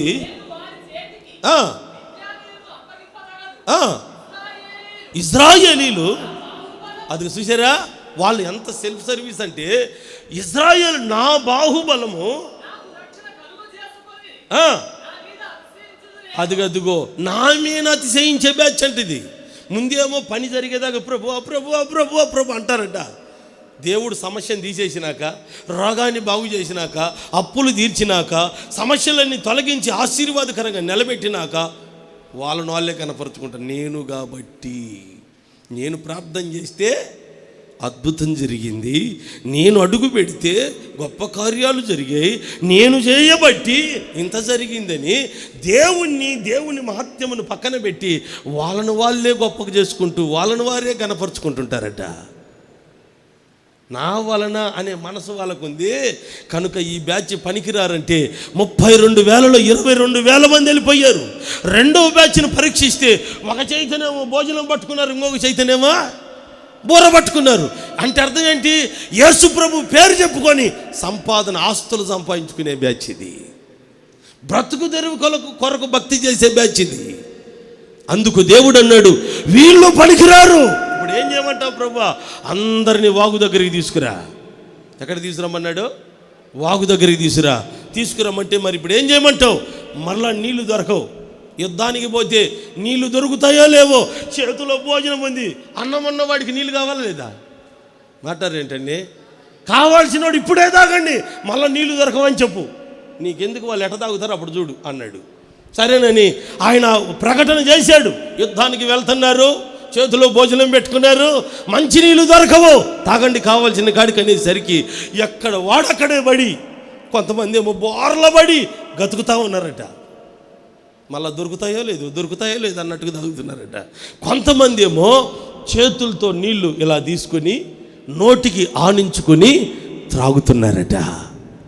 దేవుడు చెప్పాడు, అయ్యా వీళ్ళందరూ నీళ్లు తాగుతున్నారు, ఏం చేయమంటావు? ప్రభు వెంటనే చెప్తున్నాడు, ఎవడైతే చేతితో నీళ్లు తీసుకొని నోటికి ఆనించుకొని త్రాగుతూ ఉన్నాడో వారిని మాత్రం లెక్క పెట్టమన్నాడట. వెంటనే గబగబ లెక్క పెడితే నీళ్లు తీసుకొని చేతితో నోటికి ఆనించుకొని తాగేవారు లెక్క 300 మంది. 9,700 మంది ఎట తాగుతున్నారు? కృంగి బోర్లబడి నీళ్లు గతుకుతున్నారు. దేవుడు అన్నాడు 9,700 మందిని బో కోసం నీళ్ళ కోసం బతికి బ్యాచ్ అది. ఈ బ్యాచ్ వలన నేనే కార్యం చేయలేను, వీళ్ళ వలన ఉపయోగం లేదు. కాబట్టి 9,700 మందిని పంపించేసేయి, 300 మందితో నీకు జయమైపోతున్నాను. చప్పట్లు కూడా దేవునికి స్తోత్రం చెప్పాలి. హల్లెలూయా, హల్లెలూయా. ఏమిటి కార్యంలో ఉన్న అర్థం, ఆంతర్యం ఏమిటి? నీళ్లు చేత్తో తీసుకొని నోటికి ఆనించుకొని త్రాగడం అంటే అర్థం ఏంటంటే, చెయ్యి చేయున్నది, నోరు మాట్లాడున్నది. ఈ వ్యక్తుల్లో ఉన్నటువంటి ఒక క్రమముగా నీళ్లు తీసుకొని ఇలా తాగుతున్నారట. దేవుడు కోరుకునేది ఎవరినో తెలిసినా క్రమముగా బ్రతికే వారిని. అందరూ చెప్పండి, ఎవరిని కోరుకుంటాడు? వీరిలో క్రమం ఉంది. ఈ బోర్ల పడి తాగేవాళ్ళు ఏ క్రమం ఉందండి? తల ముంచి నీళ్ళలో ఎట్ట పడితే తాగుతున్నాడు. వాడి క్రమం లేదు, పాడు లేదు. భక్తిలో దేవుని దృష్టికి మనం ఎలా కనబడాలంటే మంచి క్రమము కలిగిన బిడ్డలుగా కనబడాలి. క్రమము తప్పితే ఏమవుద్ది? అక్రమం అవుద్ది. అక్రమం చేయవర్లరా, మీరెవరో నాకు తెలియదు అంటాడు. అయ్యా, నీ నామంలో దయ్యాలు ఎల్లగొట్టాం, భూతాలు ఎల్లగొట్టాం, స్వస్థతలు చేసాం, నీ పేరు చెప్పుకొని ఎన్నెన్నో గొప్ప కార్యాలు చేసాం. నా పేరు చెప్పుకొని బ్రహ్మాండంగా సంపాదించుకొని ఉంటావురా నువ్వు లోకంలో. నువ్వెవడివో నాకు తెలియదు. ఆ రోజున నీకు తలుపు తెరవబడదు. కారణం క్రమము లేని భక్తి, క్రమము లేని ఆత్మీయ జీవితం, క్రమము లేని బ్రతుకు. ఎట్లా పడితేట భక్తిలో క్రమము లేకపోతే దేవుడు నీ భక్తిని, నిన్ను అంగీకరించడు. ఈ 300 మంది చాలా క్రమము కలిగిన వారు. ఆత్రంతో అందరిని బోర్ల పడి నీళ్ళు తాగుతుంటే వీళ్ళు మాత్రం క్రమముగా చేతితో నీళ్లు తీసుకొని నోటికి ఆనించుకొని త్రాగుతున్నారు. చెయ్యి అంటే చేసేది, నోరంటే మాట్లాడేది. వీరికున్న అనుభవం ఏంటంటే ఏదైతే చేస్తారో అదే వీరు మాట్లాడతారు. స్తోత్రం చెప్పాలి గట్టిగా. ఏదైతే నోటితో ప్రకటిస్తారో, ఏదైతే వీరు బోధిస్తారో, ఏదైతే వీరు నోటితో మాట్లాడతారో అదే వారు చేసే దేవుని బిడ్డలు. దేవునికి స్తోత్ర. కొంతమంది ఏమో నోటితో చెబుతారు కానీ చేతలు మాత్రం అబ్బే. ఇట్లాంటి వ్యాఖ్యని దేవుడు కోరుకోడు. మనము చేయున్నదే చెప్పాలి, చెప్పేదే చేయాలి. అది దేవుడు కోరుకుంటున్నాడు. పైకి నటన పనికిరాదు. అందుకే రాత్రి ప్రభు మాట్లాడాడు, యథార్థత నీలో ఉంటే ఆయన కంచె నీకుంటుంది. ఆయన కోరుకునేదే నీ అంతరంగంలో యథార్థత. నువ్వేది చెప్తున్నావో అదే చెయ్యాలి, ఏది చేస్తున్నావో అదే నువ్వు చెప్పాలి. ఆ 300 మందిని తీసుకున్నాడు. కుండ, దివిటి, ఏమండి, ఒక చేత బోర, 3 వస్తువులు 300 మందికి ఇప్పించాడు. 100 మందిని 3 టీములుగా మార్చేశాడు. ఇప్పుడు ముగ్గురిని 3 వైపులా ఆ దండుపేటలోనికి ముగ్గురు 3 వైపులు వెళ్ళారు. ఆయన చెప్తున్నాడు. ఆ 7వ అధ్యాయం 17వ వాక్యంలో రాయబడింది. చదువు, ఒక్క మాట చదువు నాయన, ముగిస్తున్నాను.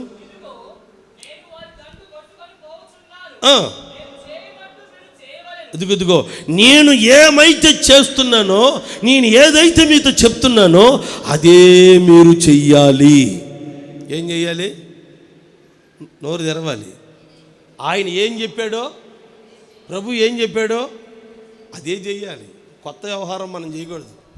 కల్పించిన కథలన్నీ మనం చేయకూడదు. మనుషులు కల్పించిన పద్ధతులన్నీ మనం చేయకూడదు. సంఘం ఆయన నడిపింపులో, ఆయన అడుగుజాడల్లో, ఆయన మాట ప్రకారం నడిచేదే దేవుని సంఘం. అంతేగాని నీకు వచ్చిన ఆలోచన నువ్వు చేసి, నాకు వచ్చిన ఆలోచన నేను చేసి, ఎవరిష్టం వచ్చినట్టుగా వాళ్ళు చేసామనుకోండి, జీవితాలు ఏమైపోతాయి? ఆలోచించండి. నీ భక్తి, మనం చేసే సేవ, మనం చేసేటువంటి ఆత్మీయ జీవితాలు ఇవన్నీ పరలోకానికి ఉపయోగపడవు. అందుకు దేవుడు అంటున్నాడు, మనం ఒక క్రమము కలిగి చెయ్యాలి.